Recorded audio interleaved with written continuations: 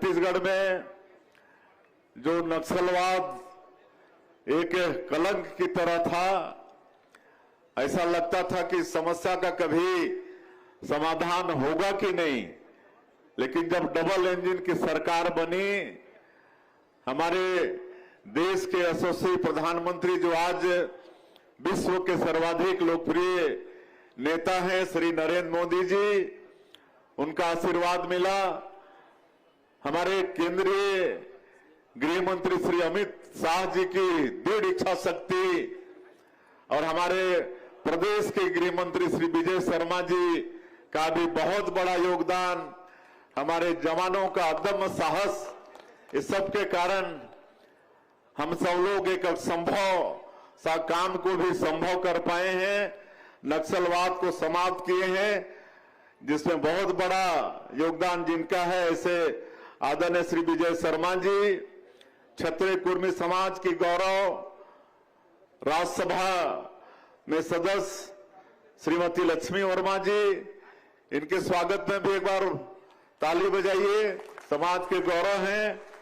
आपके इस क्षेत्र के लोकप्रिय विधायक महोदया, जिन्होंने उत्कृष्ट विधायक का खिताब जीता है, जो आपके क्षेत्र की समस्या के लिए सदैव चिंता करती रहती हैं। हमारे तखतपुर के विधायक, जिनको देख के हम लोगों को भी जोश आ जाता है, आदरणीय ठाकुर धर्मजीत सिंह जी, हमारे कुर्मी समाज के प्रदेश के अध्यक्ष, ये भी बहुत एनर्जेटिक हैं। कई साल से लगे थे, कार्यक्रम में बुला रहे थे, लेकिन आज हमको सौभाग्य मिला कि उनके कार्यक्रम में आ पाए। ऐसे चंद्रभूषण वर्मा जी,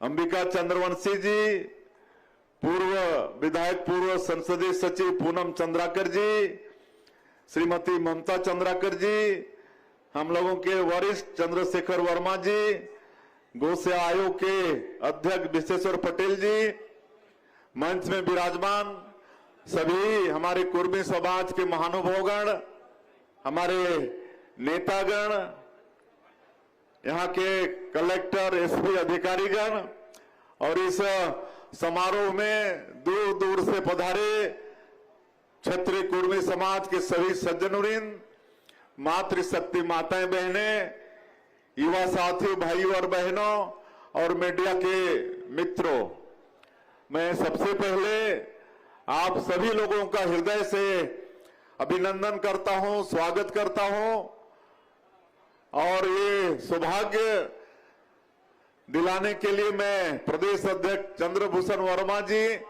और उनकी पूरी टीम को बहुत बहुत धन्यवाद देता हूं। आज इतनी बड़ी संख्या में आप सब लोगों का आशीर्वाद मिल रहा है, आप सब लोगों का दर्शन लाभ हम लोग कर पा रहे हैं और ये समाज जिसका प्राचीन काल से ही इतिहास से बहुत गौरवशाली रहा है, छत्रपति शिवाजी महाराज का ये वंशज सरदार वल्लभ भाई पटेल, जो हमारे स्वतंत्र भारत के प्रथम गृह मंत्री हुए, लौह पुरुष हुए, ऐसे सरदार पटेल जी का ये वंशज और भी कितने महापुरुष हुए हैं समाज से। तो ऐसा इस समाज का इतिहास बहुत ही गौरवशाली रहा है और आज भी ये समाज बहुत ही शिक्षित और समृद्ध और किसानी में एक नंबर। मैं आप समाज के सभी बंधुओं का बहुत बहुत अभिनंदन करता हूं, बहुत बहुत आप लोगों का स्वागत करता हूं। और क्योंकि आज मुंगेली में कई कार्यक्रम है, 4 महापुरुषों का मूर्ति का वहां पर अनावरण है, जल्दी जाना होगा, इसलिए आज मेरा बड़ा सौभाग्य कि यहाँ पर जलेश्वर महादेव का दर्शन यहाँ पर हुआ, जो जल में विद्यमान है और स्वयंभू हैं। इस तरह से बहुत कम जगहों में जल से स्वयं प्रकट होते हैं देवादिदेव महादेव आज उनका दर्शन हुआ है, उनका पूजन अर्चन किए हैं और छत्तीसगढ़ की खुशहाली के लिए उनसे कामना किए हैं कि छत्तीसगढ़ में खुशहाली हो, सबके घर में सुख और समृद्धि हो। एक कल सोमनाथ मंदिर, उसमें हमारे देश के यशस्वी प्रधानमंत्री श्री नरेंद्र मोदी जी वहां पर जाने वाले हैं और पूरे देश में विभिन्न जगहों में जहां भी शिवलिंग है वहां से लाइव टेलीकास्ट होगा। तो ऐसा एक कार्यक्रम हुआ है और आप सब लोग देखते हैं कि जब से श्रद्धेय नरेंद्र मोदी जी देश के प्रधानमंत्री हुए हैं तब से हमारे देश में सनातन को बहुत मजबूती मिली है।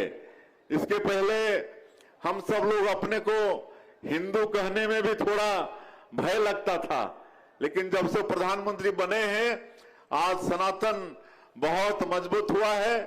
आज अयोध्या में 500 साल के संघर्षों के बाद प्रभु श्री राम एक टेंट से भव्य मंदिर में विराजमान हुए हैं और हम छत्तीसगढ़ वासियों के लिए तो बड़ा सौभाग्य का विषय है, क्योंकि प्रभु श्री राम से हम छत्तीसगढ़ वासियों का नाता बहुत ही गहरा है।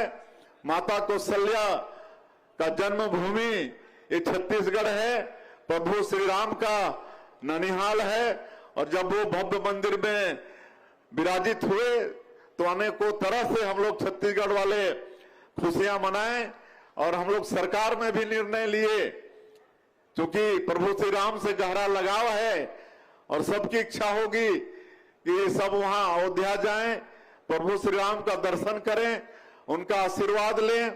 इसलिए रामलला दर्शन योजना सरकार में हम लोग शुरू किए हैं।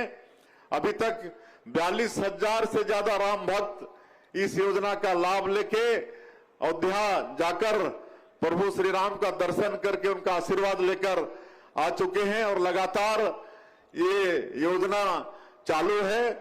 आप सभी लोगों को भी इसका लाभ लेना चाहिए। तो ये सब हम लोग छत्तीसगढ़ से कर रहे हैं। मुख्यमंत्री तीर्थ यात्रा दर्शन योजना ये भी जो बंद हो गया था बीच में, उसको शुरू किए हैं। बूढ़े बुजुर्गों की इच्छा होती है कि अंतिम समय में कोई तीर्थ व्रत कर लें, लेकिन हर परिवार में वो सक्षमता नहीं होती है। तो हम लोग पूरे देश में 19 जगह को चिन्हित किए हैं और हमारे बूढ़े बुजुर्गों को, हमारे माता पिता को वहां का तीर्थ करा रहे हैं। आज मैं सब गिनाने नहीं आया हूं, लेकिन आप लोगों के आशीर्वाद से अभी हमारी सरकार को 2.5 वर्ष पूरे हो रहे हैं और इतने कम समय में जो 2023 के विधानसभा चुनाव में जो वादा हमारी पार्टी का छत्तीसगढ़ की 3 करोड़ जनता से था, माननीय प्रधानमंत्री जी का जो वादा था, उस सबको पूरा करने का प्रयास किए हैं। चाहे वो प्रधानमंत्री आवास योजना हो, चाहे किसानों से किया गया वादा हो। आज 70 लाख माता बहनों को आर्थिक रूप से सशक्त करने के लिए 27 किस्त महतारी बंधन का दे चुके हैं। 18,000 करोड़ से ज्यादा उनके खातों में भेज चुके हैं। सिंचाई का साधन बढ़ा रहे हैं, क्योंकि छत्तीसगढ़ हमारा धान का कटोरा है। अभी ये 2 साल में ही 10,500 करोड़ से ज्यादा नया सिंचाई परियोजना स्वीकृत किए हैं। हर क्षेत्र में तेजी से विकास हो रहा है। रेलवे का बजट 21 गुना बढ़ा है। आज 47,000 करोड़ का परियोजना हमारे पूरे प्रदेश में चल रहा है। 32 स्टेशन को हम लोग विश्व स्तर का बना रहे हैं। सड़क मार्ग में भी आदरणीय गडकरी जी का बहुत आशीर्वाद है। तो ये सब आज डबल इंजन की सरकार होने के कारण केंद्र का भरपूर आशीर्वाद हमारे प्रदेश को मिल रहा है। तो आज वो सब हम गिनाने नहीं आए हैं, आज हम आप सबका दर्शन करने आए हैं, आप सब लोगों का आशीर्वाद लेने आए हैं। आप सब लोगों का मार्गदर्शन आशीर्वाद हम लोगों को मिलता रहे। हम लोगों को छत्तीसगढ़ को एक विकसित छत्तीसगढ़ के रूप में खड़ा करना है और बहुत संपन्न हमारे प्रदेश को प्रभु ने बनाया है। यहाँ खनिज संपदा भरपूर है, वन संपदा भरपूर है, धान का कटोरा कहलाता है। उर्वरा शक्ति से भरपूर यहाँ की मिट्टी है।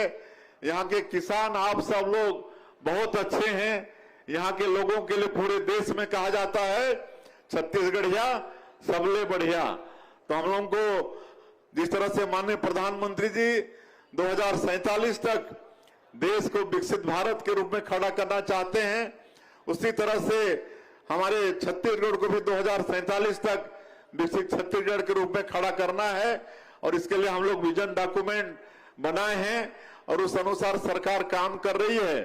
तो आपके समाज का भी, क्योंकि आपका समाज भी बहुत शिक्षित, प्रबुद्ध, समृद्ध है, आप लोगों का योगदान इसमें होगा, ऐसा पूरा उम्मीद हम लोग करते हैं। और उधर से चिट्ठी आ गया है, नोटिस जल्दी जाना है, इसलिए और ज्यादा नहीं कहते हुए बहुत सारी मांगे यहाँ पर आई हैं। हमारे प्रदेश के अध्यक्ष जी ने भी मांग रखी है, माननीय हमारे गृह मंत्री भी जिला के हैं, तो उन्होंने भी यहाँ पर सिंचाई का साधन, रोड की आवश्यकता उस पर इंगित किया है। आपके क्षेत्र की विधायक वो भी ये जो जलेश्वर महादेव धाम है यहाँ पर, यहाँ का विकास हो, उसके लिए उन्होंने मांग रखा है। तो सब मांग हम लोग पूरा करेंगे, आज सब मांग को पूरा करेंगे। यहाँ पर मैं आज इस जलेश्वर महादेव परिसर, इसके पूरे विस्तार के लिए ठाकुर साहब बोल रहे थे 6-7 करोड़। आप चिंता मत करें ठाकुर साहब, अभी भोरमदेव के लिए हम लोग 148 करोड़ लाए हैं।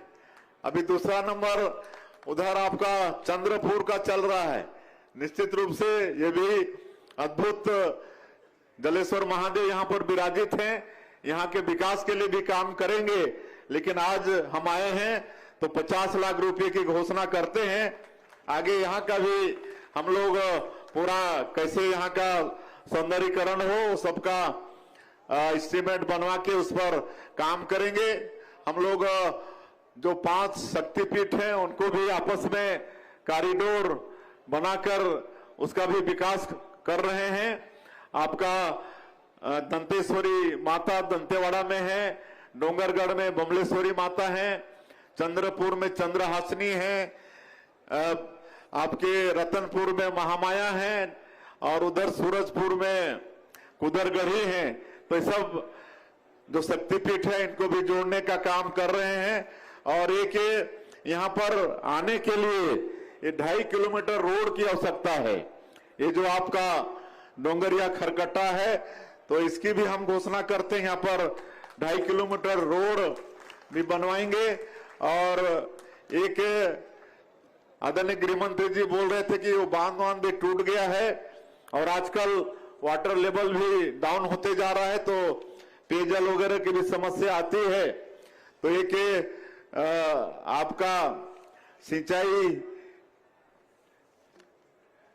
हाँ, ये क्षीर पानी जलाशय मध्यम परियोजना ये है।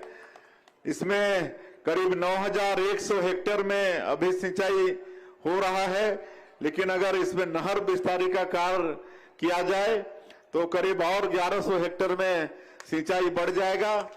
और इससे सिंचाई नहीं बढ़ेगा बल्कि इस पूरे क्षेत्र का वाटर लेवल भी ठीक होगा।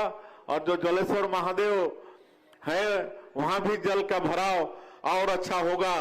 तो इसके लिए वैसे अभी आदरणीय डिप्टी सीएम बता रहे थे कि 50 करोड़ के करीब लागत होगा, तो जो भी लागत होगा उसकी भी हम घोषणा करते हैं। और ये समाज उत्तरोत्तर विकास करे और इसके लिए शिक्षा, ये सब में ध्यान देना बहुत जरूरी है। और सरकार की जो भी योजना है, चाहे वो भारत सरकार की योजना हो, चाहे छत्तीसगढ़ प्रदेश सरकार की योजना हो, वो सब योजनाओं का लाभ समाज के पात्र व्यक्तियों को मिले। और शिक्षा के क्षेत्र में भी सरकार के तरफ से सारी सुविधाएं हैं, वो सबका भी लाभ समाज के हमारा बेटा बेटी लोग लें, इसी से समाज का विकास भी होगा। और आज हमारी युवा पीढ़ी नशा पान की ओर थोड़ा बढ़ रही है, तो उसके लिए भी सरकार तो चिंता करती ही है, लेकिन समाज को भी इस पर विशेष चिंता करने की आवश्यकता है कि हमारा बच्चा कहाँ जा रहा है, किसके साथ बैठ रहा है, किसके साथ उठ रहा है, इस सब भी थोड़ा हम लोग को ख्याल करना मतलब पड़ेगा, तभी हमारा समाज विकास करेगा। और जब समाज विकास होकर शक्तिशाली होगा तभी देश भी उससे शक्तिशाली होता है। ऐसा मत समझिए कि आपका समाज में इस तरह से सम्मेलन होगा और विकसित होगा तो उससे समाज का ही भला होगा, ऐसा नहीं है। अगर कोई भी समाज संगठित होता है, मजबूत होता है, तो उससे राष्ट्र भी बलशाली होता है। तो आप राष्ट्र को भी बलशाली बनाने का काम करेंगे। मैं पूरे समाज का फिर से एक बार हृदय से अभिनंदन स्वागत करते हुए और इस सौभाग्य अवसर प्रदान करने के लिए प्रदेश के अध्यक्ष और पूरी टीम सबको कल शाम को भी आदरणीय राज्यसभा सदस्य लक्ष्मी वर्मा और पूनम बोले नहीं जाएंगे तो हम लोग धरना में ही बैठ जाएंगे, तो वैसे तो हमको आना ही था। बहुत बहुत धन्यवाद। जय हिंद, जय छत्तीसगढ़।